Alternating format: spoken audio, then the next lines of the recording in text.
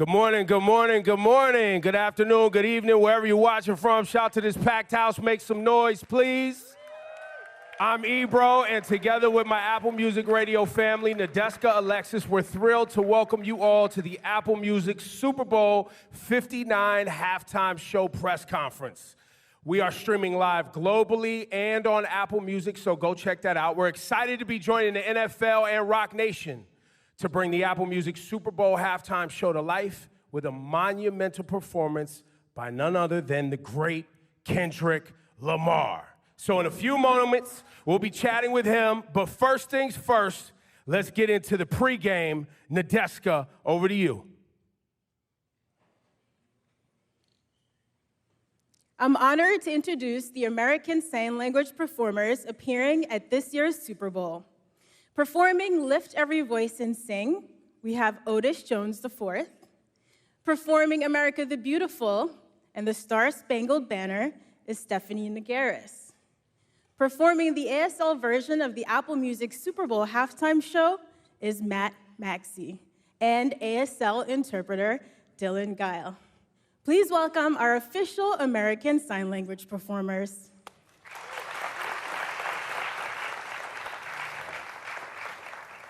Thank you all so much for joining us this morning. Thanks for having us. Now, to all of our viewers, I'm going to tell you that I'm sitting next to some very impressive humans right here, and you're going to find out why in just a minute. So we're going to start with Matt, who founded an organization called Definitely Dope. Matt, I've never founded anything in my life, so I already find that pretty intimidating. Can you tell us a little bit about your org? So Definitely Dope was an organization I started to try to bring culture together. I grew up not knowing sign language and not really seeing role models that looked like myself. So when I got to college, I started learning sign language and realized that sign language and music was a great way to learn the language and at the same time get more people involved in becoming advocates and more conscious of accessibility and inclusion. What's that experience been like for you? It's been incredible. I think everything kind of skyrocketed when we went on tour with Chance the Rapper, becoming the first ever deaf interpreter to be picked by an artist to join them on tour. Since then, it's just trying to advocate and showcase as much as possible the talent of the deaf culture and community and help people become more intrigued by sign language. So now you see ASL is the third fastest growing language in the country. And just watching it happen compared to no caption, no sign language. When I was growing up, it's beautiful to see the change. That's pretty incredible, and touring with Chance the Rapper sounds like a lot of fun. It's very cool that Matt actually specializes in signing ASL for hip-hop. So I'm really curious now how you feel going on to sign for the first halftime show to ever be headlined by a solo hip-hop artist, which of course is Kendrick Lamar. I think it's incredible. I mean, when I first started learning sign language and started going viral on YouTube, the first song I did was Please Don't Kill My Vibe. And that was a while back, and it was just, hey, that's my vibe, let's go. But ever since then, it's just become a full circle moment. I just kept going. Many times I wanted to quit, give up, but like people didn't understand the beauty and importance of sign language and entertainment. So now to be here at the Super Bowl with two other talented performers and the people that helped make it happen, it's incredible to see the change and progress and still be alive to see it happening. I'm so glad that you didn't give in and give up in those difficult moments. It's so nice to have you here. And now Otis. So Otis, you have a massive following on TikTok, and you don't use the platform just for entertainment. You actually teach classes on there. Can you tell us a little bit about those classes? Absolutely. So I do teach on my platform. And the reason why I teach is because I grew up in Georgia, not really in the heart of a deaf community. And so I faced a lot of oppression as a deaf individual, as a Black individual, without even realizing it. And so now when I look at myself, I'm thinking about other kids, other young Black deaf kids who are out there. And so I'm using my platform to try to make some change in the world, to try to make things better. I want to educate people about language deprivation, which is something that I myself have had to go through. And so I want to educate people about the importance of American Sign Language and making sure that they have that in their lives. You see what I mean? I told you all these were some very impressive humans. And Otis, you've performed at multiple festivals like Bonnaroo and Rolling Loud, and I'm curious, where does performing at the Super Bowl halftime show rank in terms of cool musical experiences for you? Okay, no lie, I can't compare this to Bonnaroo and Rolling Loud. I mean, the Super Bowl is at the top. It has to be at the top. But it's not just because it's the Super Bowl, but I think more importantly, being here, being in New Orleans specifically, this is where my family is from. My parents and grandparents come from New Orleans, so this is a home. So to be performing at the Super Bowl in New Orleans is a huge honor, especially to be signing for Lift Every Voice and Ledisi, because she's also from New Orleans, and my mom grew up listening to Ledisi. So again, it's really a huge honor, and I can't wait to be signing Lift Every Voice on Sunday. Oh, I didn't know your family was also from here. That's really beautiful. Did you tell all your TikTok fans to tune in? Of course, I will. I will tell them. Okay. Yeah, they're going to be tuning in for sure. Thank you for the reminder. Of course. Now, Stephanie is an activist, a model, and an actress, a casual triple threat. You've been on numerous TV shows, so you're not new to being in front of the camera, but I'm wondering if you could tell us what's the difference for you being on a TV production set versus doing a live show like the Super Bowl halftime show? I mean, they're completely different, because on a TV show, really, I feel like a very spoiled actress, because if I mess up, I can just do another take. As soon as the director calls cut, I get another opportunity to do it. And so you can do it as many times as you want to make sure you get that perfect take. But for a live event like the Super Bowl, I mean, you get one shot, that's it. So that's huge for us performers. But it's really thrilling. It's exciting for us, and it's exciting for our community. We're just gonna go out there and do our best. Yeah, you are. You seem to me like a one-take kind of girl. You got this. Now, Stephanie is also a founder, so she does have a company called Pepita Productions. Can you tell us a little bit about your company? Yeah, absolutely. So just for some context, Pepita is a small pumpkin seed. They're hard to crack, they're hard to break. And I think that's a good metaphor for our community. Of course, our community is small, but we have been through a lot. I mean, if you've just listened to us, we've had to work pretty hard and break down some barriers to get where we are. The world is not designed for us, and so we've had to work hard to break through and make it. My family is from Puerto Rico, so I identify as Latina, and I didn't really grow up seeing a lot of deaf Latina role models on the screen. And so growing up, I kind of decided, well, I had to create a future that I didn't know existed. And I think that's why I started Pepita Productions, to empower others and give deaf Latina children a role model, and Latino, and Latinx. And I think it's also important for parents that have deaf and hard of hearing children. It doesn't matter if they choose spoken English or American Sign Language. They are in the deaf community. All are welcome in our culture, and it's just important that they connect to their kids. So I wanted to give parents a safe space to be able to find their way into the community and the industry. And I also wanted to serve as a role model. I think it's really important to see more diversity in the entertainment industry. And I've been in the industry now. I can say that it's lonely, sometimes it's isolating, and the work is very difficult. And so I can't even imagine what it was like for those who came before me, but I'm trying to set up a better future for those who come after me. So that way we can make it an easier entry point for them. I think it's so impressive how much you've all given back to your communities. And so, Stephanie, I'm sure all of the actors that you work with are going to be, well, how do you think they're going to feel watching you perform these iconic songs at halftime? I hope that they will feel like, oh, I'm not alone. There you are. You've opened a door for me already. Now I just have to walk through it. And of course, please, anybody out there, get in touch with me. I'm happy to help you on this journey. And I want them to feel that they can do anything. Whatever they want to be, they can do it. I think all of my life, I heard, you can't. Oh, I'm sorry. I don't think there's really a future for you. And look at me now. Look at where I am. And so I just want the message to be that anything is possible. You know, sometimes we live in a world that's not so nice to us. And we have to become a little bit more hardened and be able to claim space. And to this day, people still can't believe that I'm a mother. They're like, you're pregnant? I'm like, yes, it's my second child. They're like, it's your second child, but you're deaf. I'm Like, still, to this day, it's 2025. Yeah, it's really ridiculous, so. Listen, I'm glad that you've continued to push forward and all three of you have built something so beautiful. I'm going to be tuned in on Sunday and rooting for all three of you, Matt, Stephanie, Otis, and Dylan. Thank you so much for your time. Thank you. This right here is young Dylan from Nickelodeon. What's going on, bro? How are you, man? All right. And he's a big music fan. And he'll have a couple of questions for all of our music artists here today. Kendrick Lamar, you get to talk to. You excited? Yes, sir. You already know. You ready? Yes, sir. Okay. Now we have the honor of continuing our pregame lineup with some very special guests.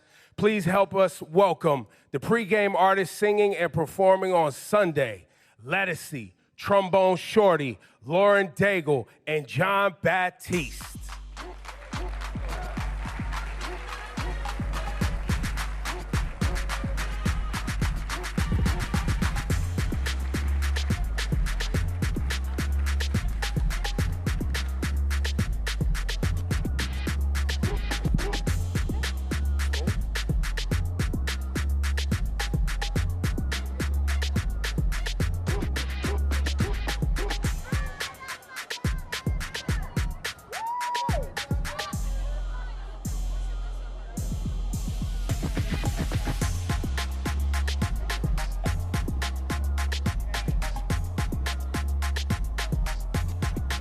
Oh, go down.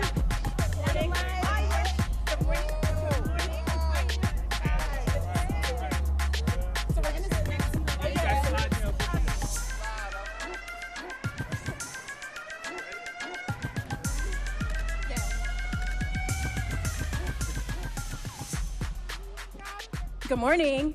Good morning. Good morning, good morning. Good morning. So now, the four of you have at least three things in common. I'd say one, you're all great musicians. Two, of course, you're all performing at the halftime show.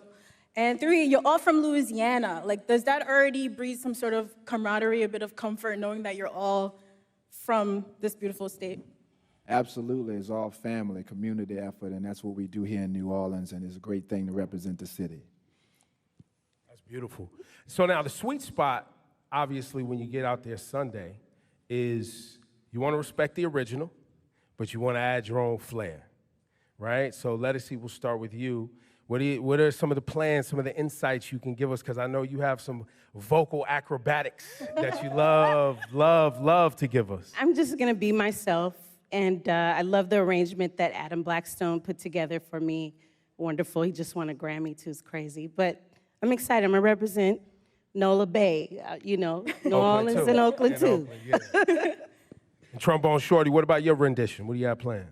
I think me and Lauren, we put together a very New Orleans brass band street feel to it, and it merges some rhythms of Lafayette, where she's from, and we just capture in that moment. So I think it's going to be something that you can tap your feet to, but still respectable to the original. You'll be able to definitely understand what we're doing. I'm looking forward to that. What about you, Lauren? When I got the call, I was freaking out, okay? I was so excited. But the part that got me on my feet was when he sent the rough draft, if you will, of what we were going to be doing. And, when you plan it out, you think, oh, okay, maybe it'll be a ballad or whatever, just because of how that song is originally. No. He said, no, we're going to put a little spin on this. And it feels so good. It feels so alive. It's very true to the representation that we're allowed to have in this city. It's beautiful. I love the musicianship that comes out of this city, and to be able to represent that means the world. So I gotta, hats off to you, because you came up with an incredible arrangement. Yeah. And John? Listen, this guy's hard to contain. So what you doing on Sunday, man? Well, I think that music can really communicate deep, profound truth. And I believe that this country and our songs and our iconography, our messaging, our ideals, all the complexity of all of it, has a real important place as we negotiate and continue to redefine it. And I think when you listen to music, it's an amazing capturing of that because it's constantly evolving while it also is remaining the same. So that's why I love creating music, because you can take from the past, bring it into the present, and forecast the future. And that's what I do every single time. I try, at least. Wow, that's very well said. You And guys can clap for that. You know what I mean? You guys can clap for these people. Don't be afraid. you know, it's like speaking of history and looking to the future. So Nadeska is going to be performing "Lift Every Voice and Sing." And just a little history fun fact. You seem like a lady who would enjoy some history. This song was performed publicly for the first time all the way back in 1900. So now we're looking at 125 years later. You're performing this song not only in your hometown of New Orleans, but also simultaneously on a global stage. Like, what does it mean to you to be able to perform this anthem on the stage? 125 years of legacy, American history, culture. Every person here, this song, I'm overwhelmed. I'm honored. I feel like I'm in alignment with greatness to stand in this moment and sing that song. So, yeah, that's all I can say about it. I'm honored. That's I'm beautiful. about to start crying. I know, I see it, I see it. Sorry. Listen, the Black National Anthem is, you know, it's a powerful song. And we're honored to have you, because I know you personally, and I know what you're capable of, and I know what you're going to channel up there, and we're all going to feel it. So thank you very much. Can I ask a question for anyone, how you contain yourself? Because some of these songs are so emotional, and when you're there performing and you're in the moment, your heart's really in it. Do you ever get to that point where you feel a little choked up and you have to somehow dial it back and stay focused? Well, I think I'm choked up the whole time, even the phone call. You know what I mean? It starts there. Can you come and sing? But I'm used to this in my career, just like Mahalia and Marian Anderson, standing in moments, representing the past and the future and the current state of the world. I'm used to that pressure. So I just remember who I'm doing it for. I remember my ancestors. I remember everyone waiting for this moment to feel hopeful and to feel represented. So yeah, I do get choked up. I'm choked up the whole time, but I have a job to do. That's what I think about. Now, John, you performed one of the most popular renditions of the Star Spangled Banner. And in the last 5 years. So what's your inspiration this time? I'm thinking about my grandfather who just passed. My brother Troy, we played at his funeral. Try not to get choked up here. But he was, you know, anything great about me, he was one of the blueprints of that. And he was 17 years old and was the first wave to integrate the Navy, served his country. And I think about a lot of people in my life who have represented what I believe this song is about and should be about at its highest aspirational level. So when I channel that, it makes it feel like it's me, but it's way bigger than me. So I'm just a vessel for that energy in the world to continue. And if that can happen, I might get choked up. I might, but it's bigger than anything, because the energy transcends, even if, you know, you get a little bit of a mist, you know. But I think when we're in the moment, when you're channeling, it's almost beyond emotion. It's a spiritual channel that happens, and you're not present, you're watching. So that's really the goal always for me. That's a great goal. That's incredible. And, you know, Lauren and Trombone Shorty, you touched on it a bit earlier, but you both come from pretty different musical backgrounds. And in true New Orleans style, you are going to blend those genres for a beautiful rendition. And so we'd love to hear just a little bit more about what it was like sitting down together and blending those styles. It was a lot of fun. We actually, before we did it, we talked for like 2 hours just about New Orleans and different things, and then we got it in and we recorded it. I mean, just the idea of it, but blending our styles together, the common ground there is Louisiana, and there's rhythms that we both share from Lafayette and New Orleans that fits well with what we do, from the brass band style of music to the Zydeco music and Cajun music that she grew up listening to. And we just try to put that together almost like in a pot of gumbo. We just put everything in there and it all works out and sounds okay to me. You know, when I was a little girl, my grandfather would put me on his feet and say, you gotta know how to dance. To live in Louisiana, you gotta know how to dance. And when I hear the rendition that we're gonna sing, it really does remind me of those moments of dancing in the kitchen. And growing up, I grew up on Cajun Zydeco music, but I would come to New Orleans to fill my soul with the brass bands. I mean, I remember sitting on street corners and just my jaw being dropped to the floor. And, you know, there's so many incredible musicians in this city that are profound. Like, they could go into any studio in any part of the country, the most incredible studios and the mom and pop studios, you know, and blow people out of the water. And to be able to be a part of that synergy and that current that's flowing through here, I think the common thread that we kind of touched on earlier is family. Like, really, when Troy, we did a music video, gosh, was that like 2 years ago when he came over?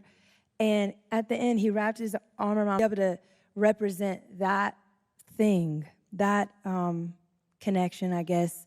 You know, it's more than just us. It's how the whole city functions, whether it's music or food or culture, you know. It's how the whole city, we look after each other. And I think that's the most beautiful part to be able to represent. And you'll hear it in the sound. Question for all of you guys. You know, when you prepare for performance, now you're tapping into your spirit, you're tapping into your community, you're tapping into culture, but it helps you gain a greater perspective and a connection, not only to yourself, but did you guys gain a greater connection to these songs in any way? We'll start with you, John. I'm always trying to get a greater understanding of what is it that a song actually is. What is a song?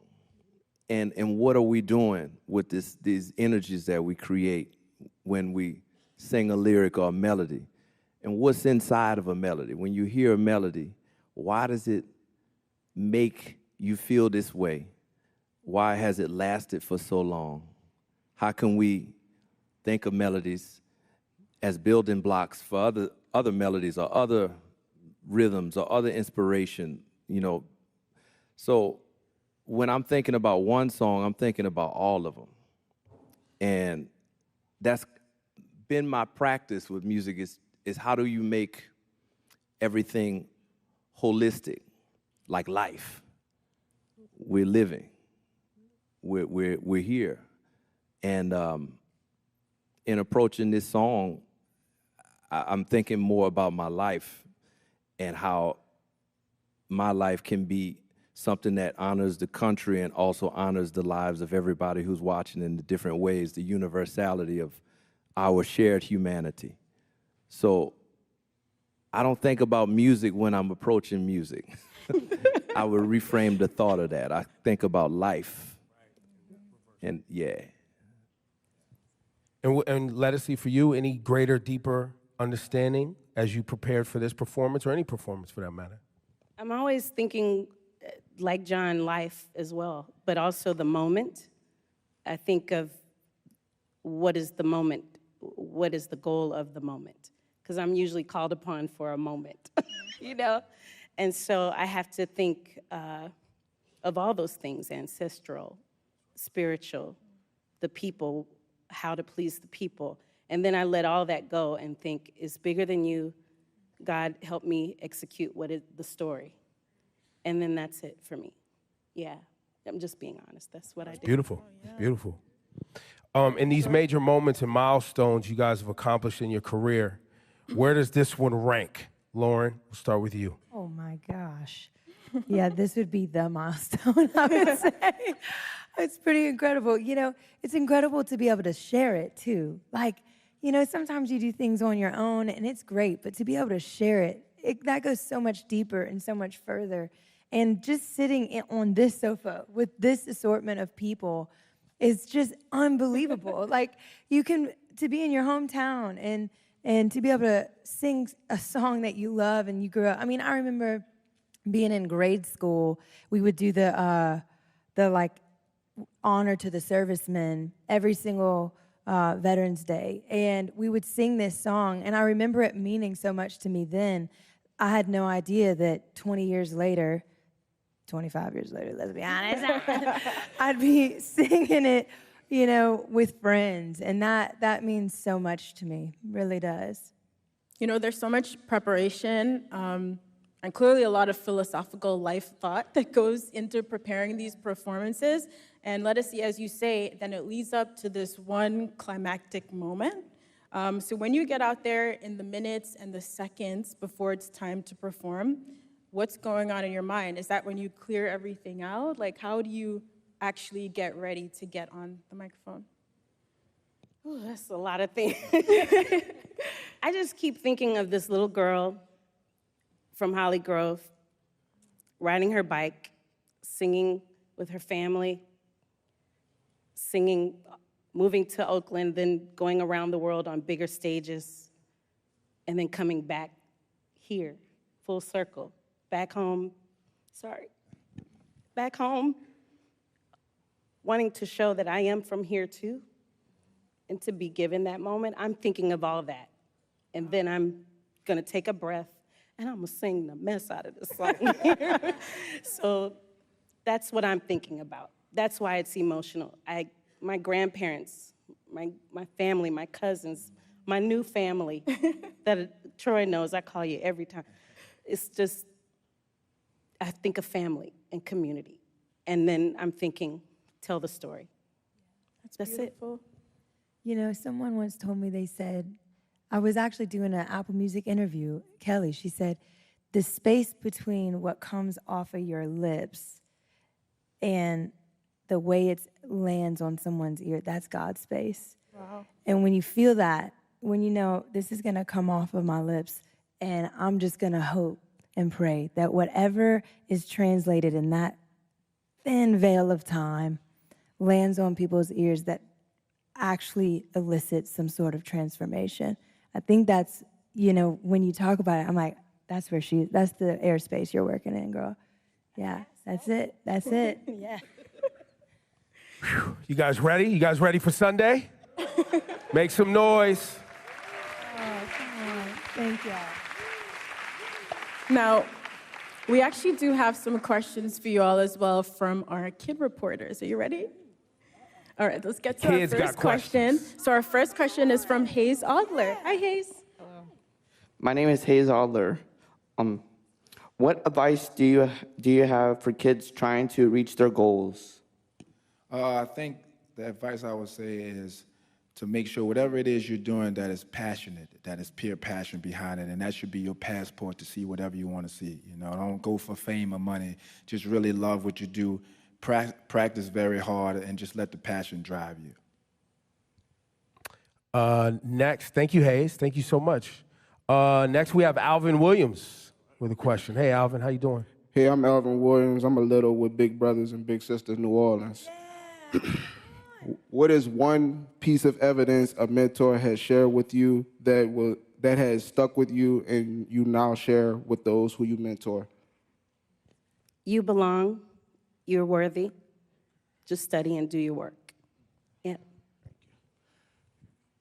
Thank you, Alvin. And we have one more question from young Dylan. Hello, my name is Young Dylan with Nickelodeon. It's very nice to meet you guys.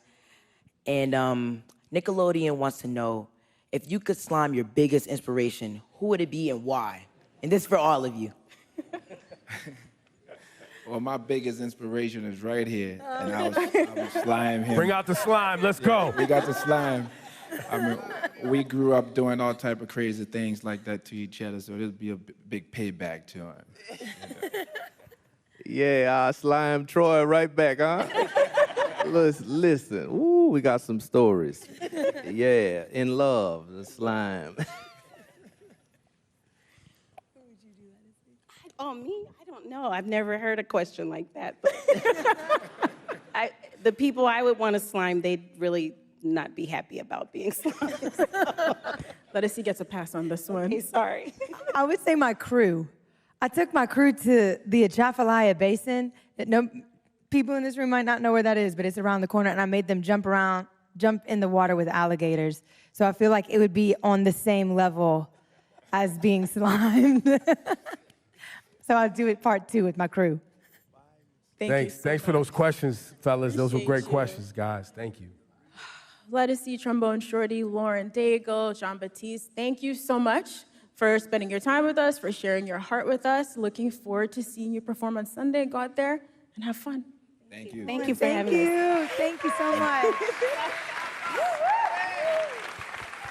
Hey. Oh, excited. Thank you for having us. Love. Take care. I love you so much. Bye. Thank y'all so much. This was awesome. Good to meet you. Thank you. This is great. Thank you. I'm new here. Thank you, John. Appreciate you. The show rolls on. We can talk about his world-shifting pen, his Pulitzer Prize-winning album, his 22 Grammys, or his seismic impact on music spanning more than a decade. But nobody can speak for the man better than himself. Please welcome Kendrick Lamar. Well, y'all gotta make some more noise than that.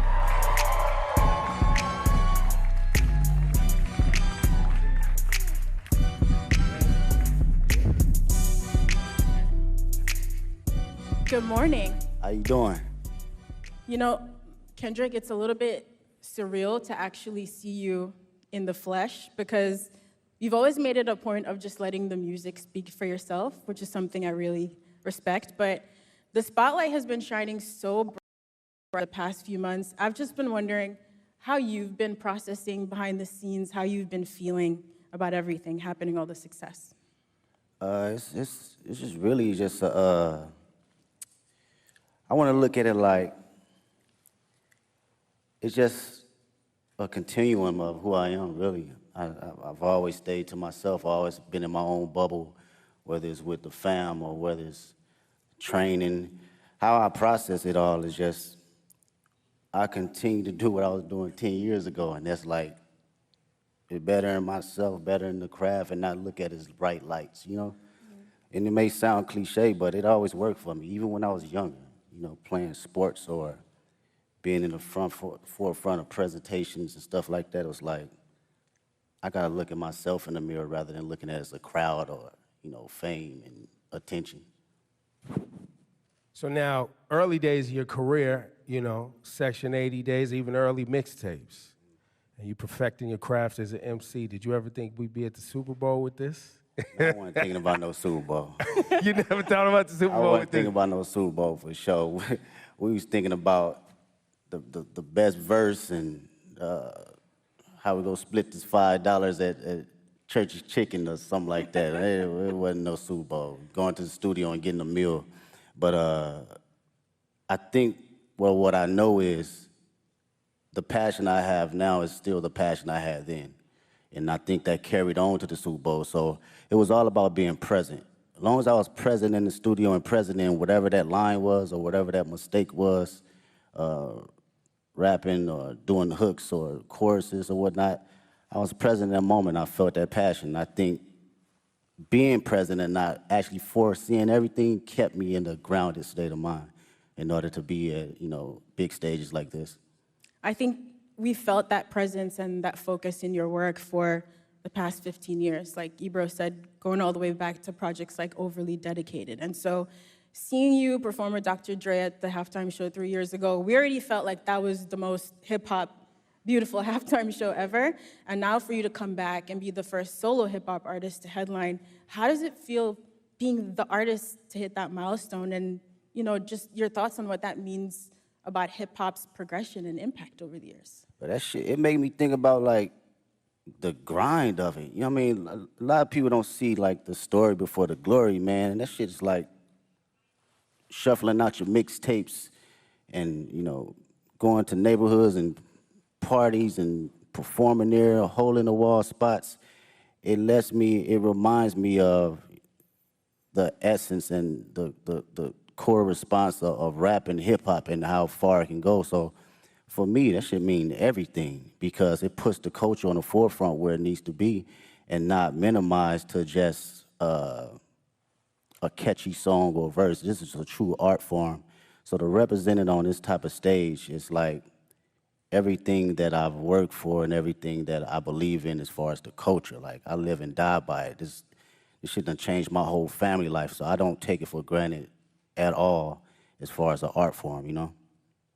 It feels like that was a lot what this year was about too, right? Like you, I guess, you know, you took it and put it on your back and you felt like a line needed to be drawn, right?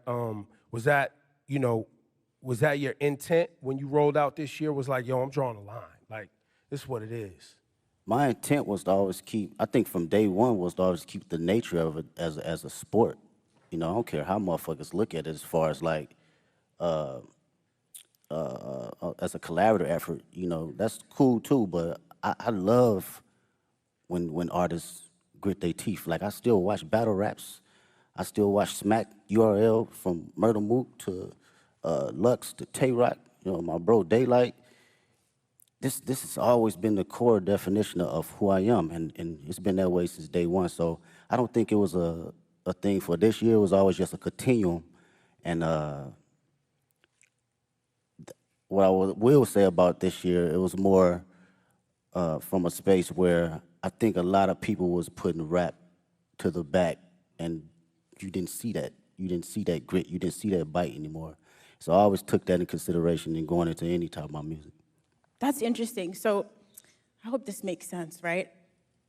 You know, we've been following your journey for about 15 years, and you have been so consistent in the messaging and the focus, like you said, and you've always moved with integrity. So in a lot of ways, I feel like we thought we knew exactly who you were as an artist in a positive way. And then last year, it felt like you unlocked a whole new dimension for us. But that person, like you said, was always in there. But I'm wondering, do you still surprise yourself sometimes? Did you surprise yourself last year, or was it just us, the fans, with our jaws on the floor, just stunned? That's a good question. Surprised myself? Nah, I don't think I surprised myself because this, for me and for my partners that's been around me since 2005, 2006, like my brothers, they know my personality, they know my capabilities, even when it, you know, wasn't presented to the public at first, right? So this is just like a revolving door of what I've been doing in Carson Studios, at the Homie Garage, or my brothers at TDE, or just anybody around the city of Compton in LA.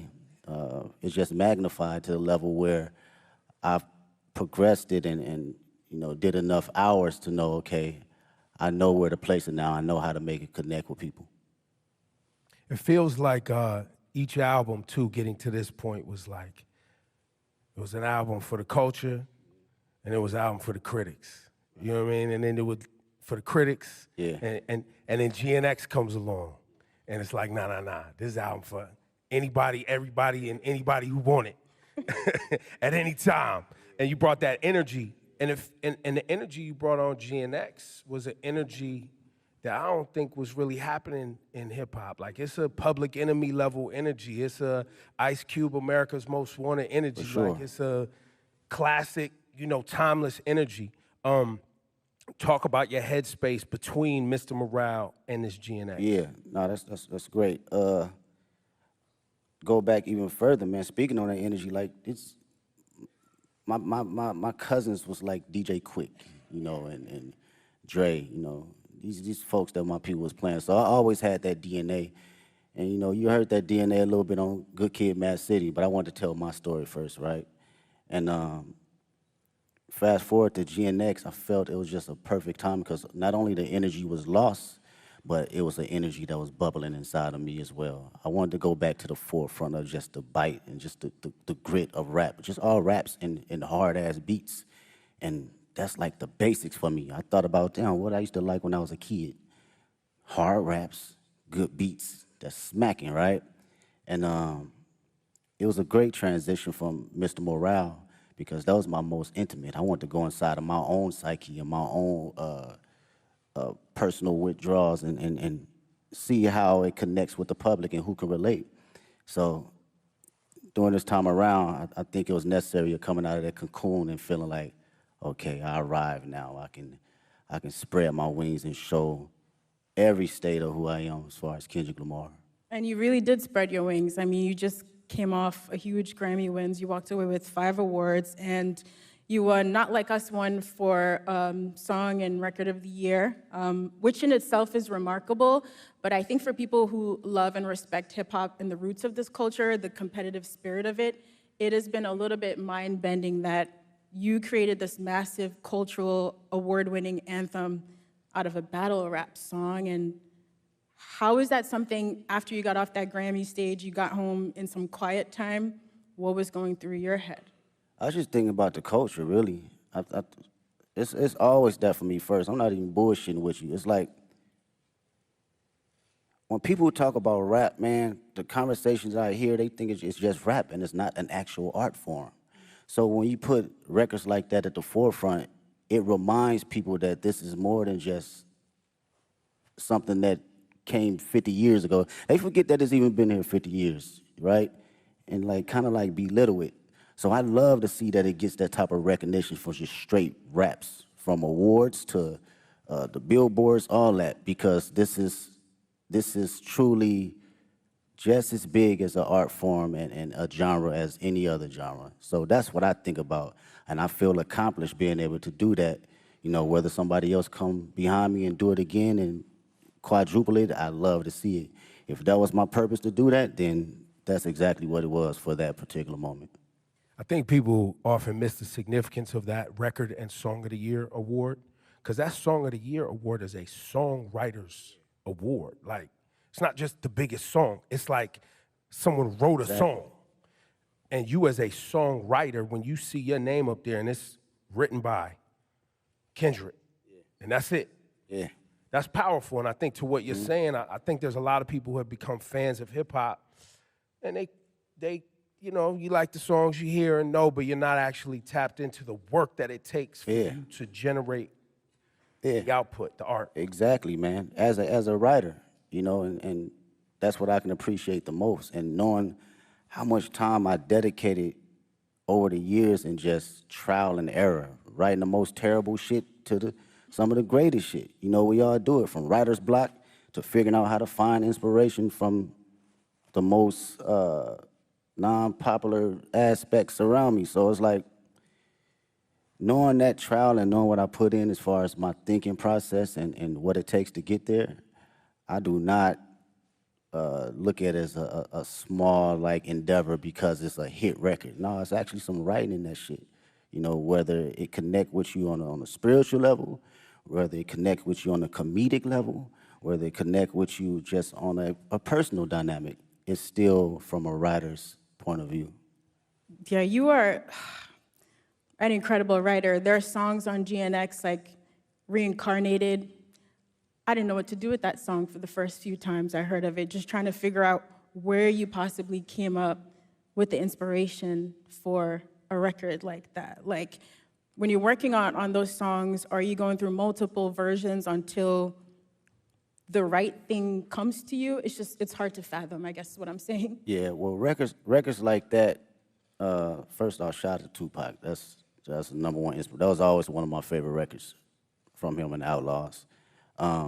With records like that, it's always going into my mind of like, what if, right? And crafting out my what if ideas to the masses. So when I think about concepts and I think about what I actually believe and what I feel, I just go through a breakdown as if I'm reading a book, you know, and how I want people to hear this from a book sequence.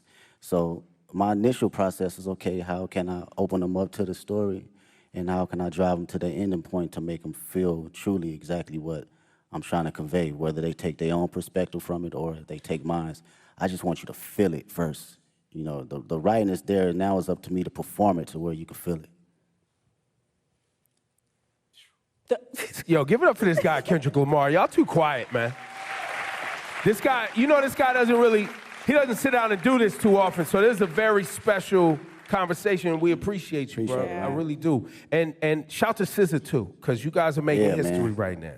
Hell yeah. And you've seen her from her humble beginnings like she's seen you from your humble beginnings. You've watched her find success, and now y'all sharing the stage at the Super Bowl. This humongous tour that's rolling out next year.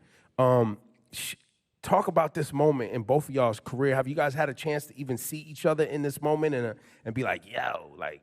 We haven't even had a chance to crash out about it because everything been moving fast, like far as production and rehearsals and stuff. So we speak, but we haven't really got a chance to settle into the moment.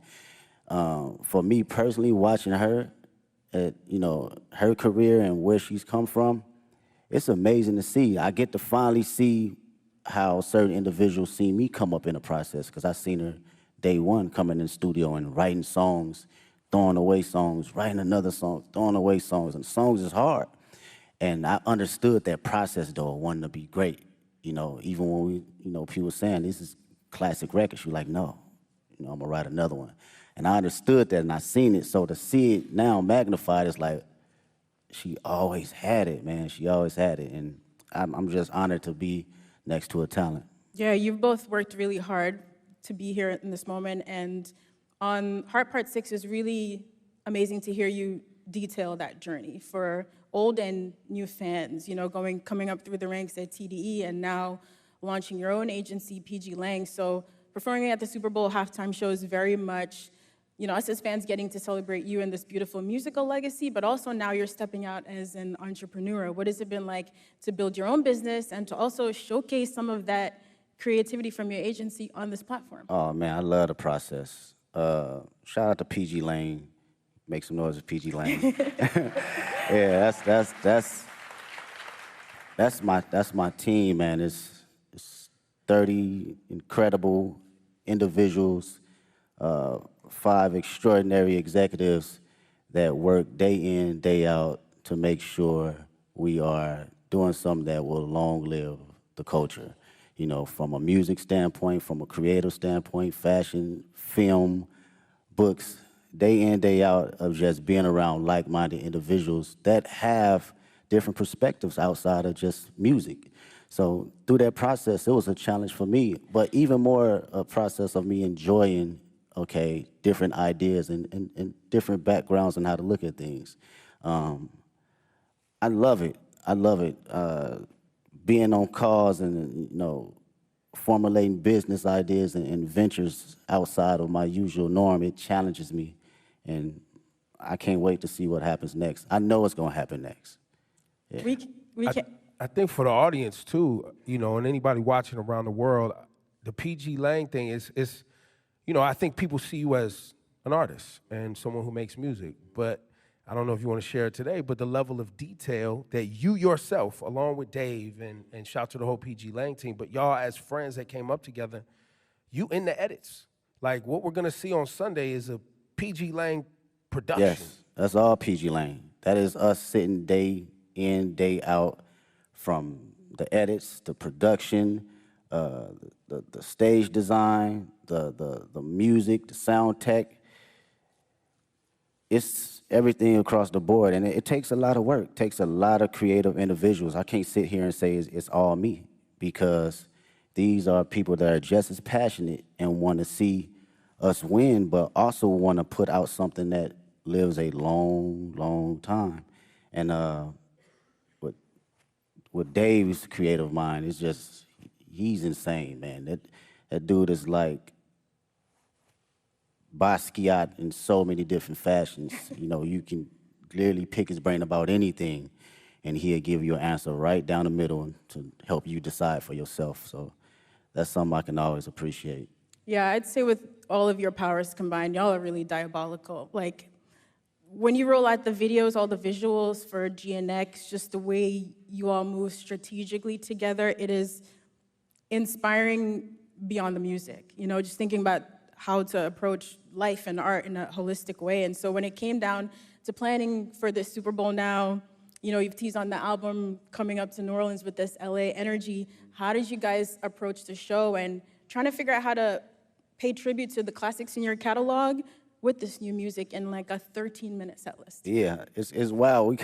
Mr. Morale's like an hour and 30-minute tour, so it's like you gotta smack the shit down all the way to 13 minutes. It's kind of wild, and it's interesting because it lets you know kind of where you at and your perspective on how you think about catalog and the music. For me, I love being present. I love being present, man. It's my favorite. It's very hard for me to live in the past. It's very hard. I respect the past wholeheartedly, but being in the now and being just locked into how I feel and the energy I have now, that's the LA energy for me. That's something that I want to carry over to New Orleans and for the world to see. This is me, this is Kendrick Lamar, 37 years old, and I still feel like I'm elevating. I'm still on the journey though, you know? And I want that energy to, you know, ooze out into the televisions and to the people that's in that building. Well, and on that, you know, the connection between Black culture and New Orleans and how important and shaping our ancestors were in this town, music, jazz, all that. You always put our culture and Black culture at the forefront of your brand, your music. Same thing in LA. A lot of our family members moved out to California from the South for new opportunities. Man, so what? there's a big connection between LA and the South.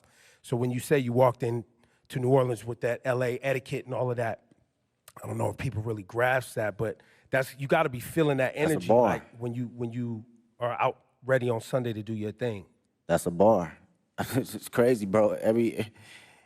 Out of all my friends, LA, us growing up, all our grandparents either from Louisiana, Texas, Chicago, like, period. So our dialect and how we talk, it gauges from like the South and like the Bay Area. So like going to the store, we say finna. I'm finna go to the store. Like that's some South shit, you know what I'm saying? That's not no LA, right? So that energy right there and you know, making that correlation, it means a lot to me for people to understand that. And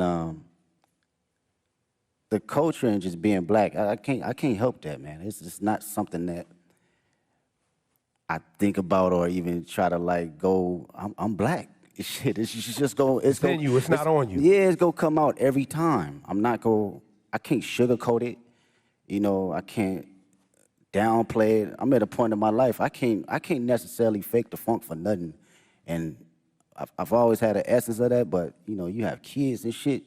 That shit's like, I have to be who I am authentically. And if, you know, the world can't accept that, then so be it. But who rocking with it, I'm gonna put it all the way out there, you know, whether it's in private or whether it's on the main stage. Yeah, I don't think a lot of people and a lot of artists stand in themselves as authentically as you have. And I think one of the questions we've all been wrestling with over the past few months, watching you and the way you've moved, is really what is the role of an artist? And I think lots of people have very different definitions, but young Kendrick, again, back to overly dedicated and Section 80 mixtape Kendrick, and GNX Kendrick, Super Bowl, Grammys Kendrick, has your idea of what the role of an artist is, you as an artist, has that ever changed? I don't think I knew exactly what my role was early on. I had maybe clues of it, but now today I can truly say it's to express myself and express things that people can necessarily say on the daily and for them to actually relate to. And come from the most vulnerable place where people can actually feel it. I think that is, for me, that's the role for me as an artist. I don't give a fuck what place it come from. I could be the most angry person on the record. You gonna feel that shit that day if you woke up and you felt that. You wanna smile, you gonna feel it because I'm gonna make sure I'm present that particular time in the studio, in the booth, that I feel happy and I feel energized and I feel, you know, if I feel frustrated, you gonna feel it. And to carry that as an inspiration for people that's listening that may not have a voice, that, you know, I've grew up with cats, still to this day can't have a conversation. the most meanest, aggressive individuals, but they can't even look you in the eye and express themselves the way they want to. So they resort to other things. And when I think about that, and I know that I have the tools necessary to communicate myself properly and effectively, I gotta do it for them. I gotta make records like Reincarnated. I gotta make records like Man in the Garden. I have to, because they feel that way, but they cannot project it. And when they hear somebody actually giving them affirmations, it allows them to speak more freely and be open, because again, I come from the same place they come from. Wow, Kendrick, we might not see you outside again soon after Super Bowl. I know, of course, you have the GNX tour. Listen, I know you also don't love doing interviews, but we are grateful. We're so grateful for all the music and the moments that you've given us over 15 years. And in the last year, your presence and your focus, it is noted. So thank you. We really appreciate it. Thanks for taking our questions. Thanks for fighting for hip-hop, man. Oh, for sure. Thank you for fighting for hip-hop. It is really appreciated. And now, we do have some questions. Some kids are going to ask questions, but I got one more thing for you, Kendrick, before we go to our friend here, Hayes Adler. What should people expect to see and understand about Sunday's performance? Storytelling. I think I've always been very open about storytelling through all my catalog and my history of music. And I've always had a passion about bringing that on whatever stage I'm on, whether it's a war tour or whether it's 500 people at Key Club. I've always had a form of that. So I like to be on that sense of, make people listen, but also see and think a little. I think this is going to be one of those performances where people are going to be digging up Easter eggs for that's the Kendrick years thing, to come. Right? Even when it's not an Easter egg, people going to make one up, right, Ken? Hayes, this is Hayes Adler. He's got a question for you, Kendrick. Man? Hi, Kendrick. What's going on? How do you prepare for such a big performance? Do you have a favorite way to stay healthy and active? Yeah. I do some laps, whether it's some sprints. If we talking about, let's go from, on the physical level, I'll give you that. Maybe it's a 2-mile warm-up or a mile warm-up, maybe some push-ups, just to get the body movement. Sometimes you be out on that stage, man, you need some oil on your knees a little bit to get moving and get cranky. So physically, yeah, I'm just exercising the body, a little bit of stretching, a little bit of all that. And on a mental level, I'm usually playing some Isley Brothers just to calm not my nerves, but calm my excitement and just give it a balance, So that's my prep right before I go out. Thank you, Hayes. Thank you so much. And now, Alvin Williams. Right. How you doing, sir? What's up, Kendrick? What's up, man? I'm a little with Big Brother and Big Sister New Orleans. What has mentorship meant to you during the course of your career? And if you could thank your mentors for believing in you, what would you say? Oh, man, mentorship has been everything. To be around individuals that experience every little thing that, you think that you're the first person to go through it with, it's a difficult task when you're a young individual, because you're like, shit, you don't know what you're talking about. But as you progress and you be like, damn, he or she was right, you begin to understand life a little bit better and not be so judgmental to people that have been here before you, right? The greatest thing I would say mentors, a couple mentors that given me was like affirmation, and to always give myself space to believe in who I am, even when I wasn't feeling it, right? You can accomplish so many small things or big things, and you still can fall in a slump where you doubt yourself. And even though these mentors haven't seen the spaces and been in the places I've been in, it was always time to allow me to share exactly who I am or how they see me and what I'm capable to give to the world. And I think that goes a long way, from people in the highest places and the lowest places. We all need them. All right, thank you. Thank you. Thanks, Alvin. And we have one more question from young Dylan. What's up, Mr. Kendrick Lamar? There you go. That's an artist right there. Yes, sir. It's a truly honor to meet you. And my question I have for you is, what advice could you give to kids about not being like anyone else? And how could they stay authentic while pursuing your path? It's a great question. They said the number one thing people feel in the room, you know, over love and over fear is being authentic. And this is my homegirl, Ink, actually, we was talking about this in the studio. She brought this in the studio. And I was like, damn, how many times I've been in a room where people felt you so intensely that it inspired them and it inspired the person next to them and inspired the people in their household.